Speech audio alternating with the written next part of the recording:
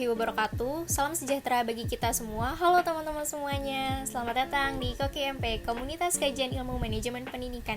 Pada kesempatan kali ini, saya Zahra Nurhaliza akan membahas mengenai analisis lingkungan pemasaran. Yuk kita sama-sama simak videonya. Lingkungan adalah kondisi di sekitar yang memiliki keunikan, perbedaan, karakteristik, potensi, ancaman, dan juga manfaat yang berbeda-beda, di mana kondisi tersebut akan melahirkan timbal balik yang sesuai dengan apa yang terjadi. Sedangkan pemasaran adalah suatu aktivitas yang dilakukan untuk memenuhi keinginan dan juga kebutuhan dengan adanya proses pertukaran.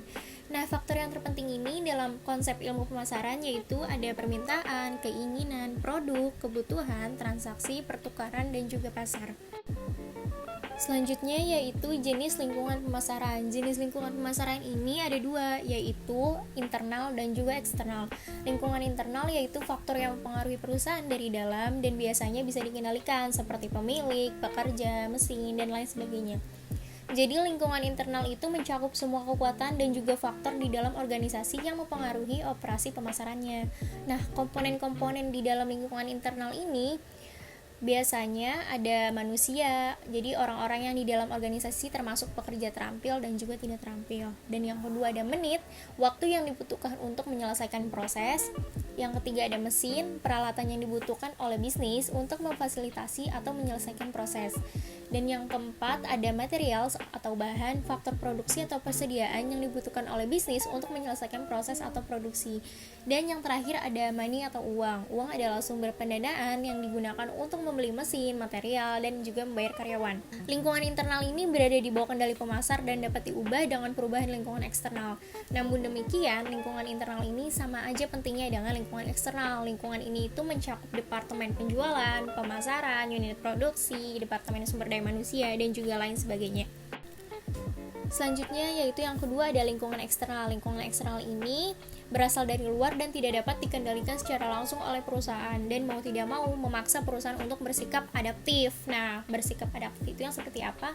Jadi adaptif itu maksudnya perusahaan harus bisa menyesuaikan diri jika ingin tetap eksis di pasar. Jadi sebenarnya perusahaan yang terjadi di luar itu dapat menjadi peluang baik, namun jika tidak disikapi dengan tepat maka akan berdampak sebaliknya. Selanjutnya yaitu ada 3 aspek fungsi pemasaran dan non-pemasaran dalam pemahaman lingkungan internal.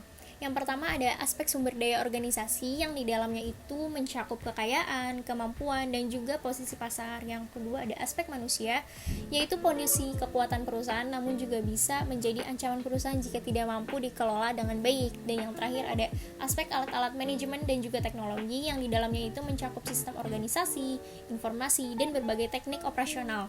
Sistem teknologi ini mampu memberikan kekuatan yang kuat untuk perusahaan namun juga harus mengeluarkan biaya investasi yang tidak sedikit.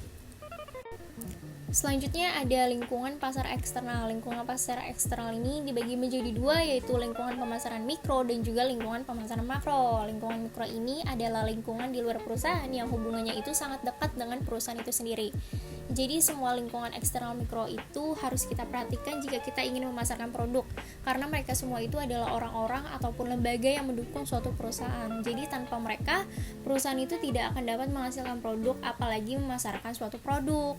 Nah, yang kedua itu ada lingkungan pemasaran makro. Lingkungan makro ini adalah lingkungan di luar perusahaan yang sudah mencakup ke dunia global. Jadi lingkungan eksternal makro ini itu cakupannya itu sangat luas seperti ekonomi, politik, budaya, dan juga sosial.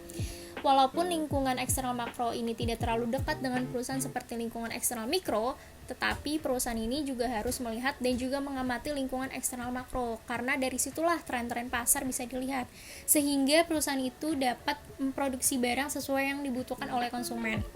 Contohnya, jika di suatu kota itu masyarakatnya mempunyai budaya yaitu suka dengan makanan-makanan yang pedas, maka otomatis restoran yang berada di kota tersebut harus menjual makanan-makanan yang pedas agar banyak yang membeli makanan dari restoran tersebut.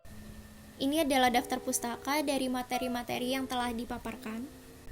Sekian dari saya, see you on the next video. Bye!